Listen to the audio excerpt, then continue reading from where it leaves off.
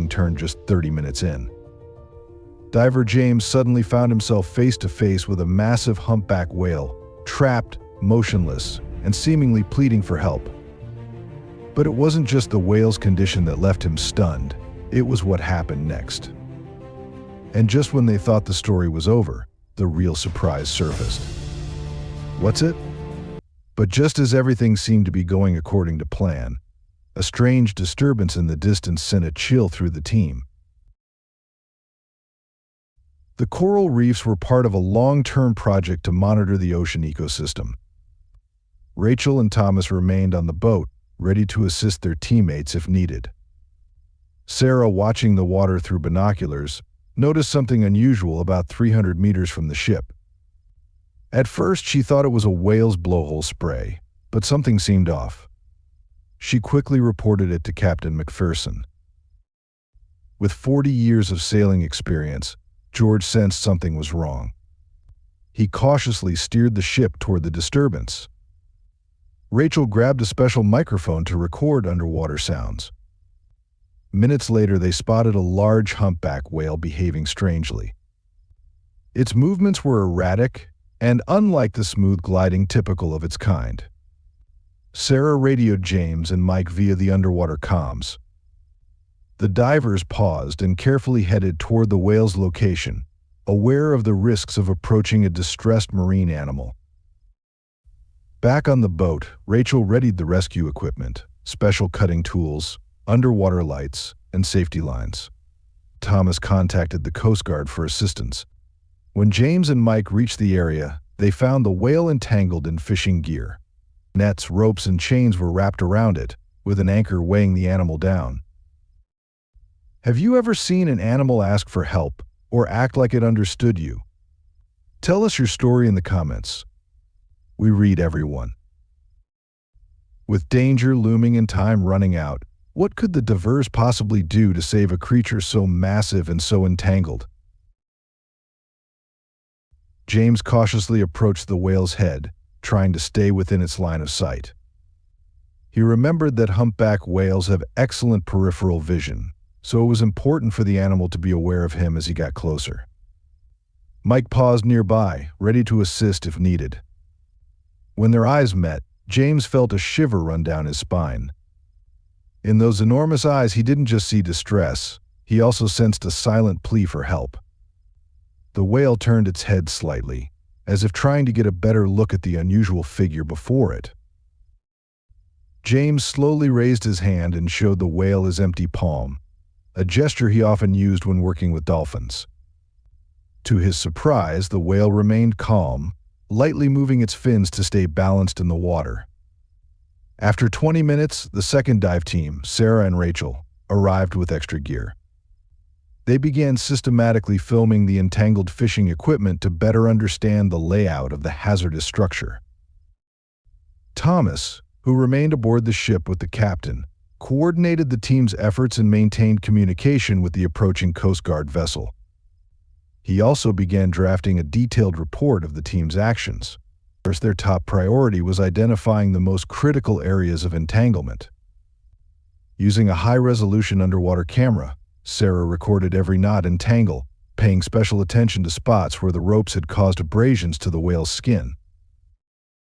James focused on freeing the tail fin, which was the riskiest part of the process due to the whale's immense strength.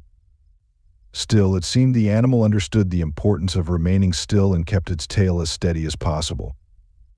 Meanwhile, Mike worked on the anchor, trying to find a way to release it without disturbing the whale. The anchor weighed about 1.5 tons, and it needed to be freed without shifting dangerously. Rachel carefully cut the nets around the whale's pectoral fins, a delicate task since the ropes had embedded deeply into the tissue.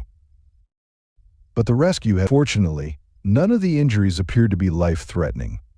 The team quickly organized a clear action plan. Their priority was to free the whale's head and blowhole, followed by the rest of its body and then the anchor. Each rescuer was assigned a specific task. One of the most delicate steps was untangling the ropes from the whale's mouth. James, the most experienced member of the team, took on that challenge. He carefully approached the whale's head and spoke gently through his communicator. Bubbles floated up around him, catching the sunlight in a surreal display. It seemed the whale sensed his calm energy. It opened its mouth slightly, allowing James to assess the tangled fishing gear inside. There he found several thick ropes entangled around the whale's tongue and jaw, explaining why the animal had trouble feeding. It took about an hour to carefully remove the ropes. During that time, the whale remained unusually calm, occasionally shifting its tongue to help James access difficult areas. Each section of rope that was removed brought visible relief to the whale. Once the initial stage was complete, the team surfaced to refill their tanks and regroup. Back on the boat, they reviewed their plan for the next stage, freeing the whale's body and addressing the anchor. As the water temperature rose, working conditions became slightly more comfortable. After a short break, Sarah and Rachel resumed cutting the nets around the whale's body using special knives with rounded tips to avoid harm. Every move required care and precision. Meanwhile, Mike and 2 Coast Guard team members prepared to manage the anchor. They attached inflatable floats to control its descent once it was detached. After another hour of effort, most of the net had been removed. Some areas of irritation remained but were not serious. Dr. Parker continued monitoring the whale and noted that its breathing had become steadier and more relaxed. The most critical moment came when the team prepared to release the anchor. After securing all safety measures, they made the final cuts to free the whale entirely. The whale was finally free, but how would it react? What it did next stunned even the most seasoned rescuers. When the moment came, James signaled for everyone to take their positions. Mike carefully started cutting the last ropes while the others controlled the anchor's movement.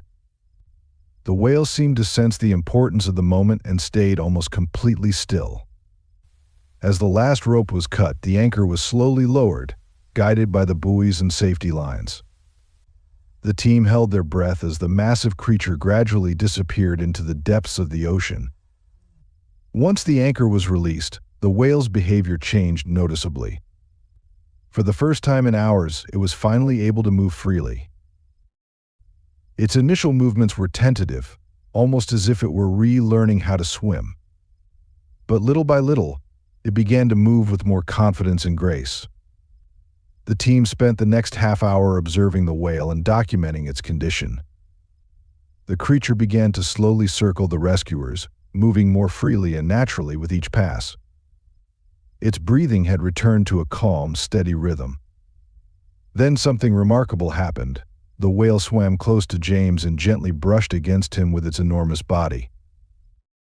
The gesture felt so precise and deliberate, it seemed surreal. That brief moment left a lasting impression on everyone.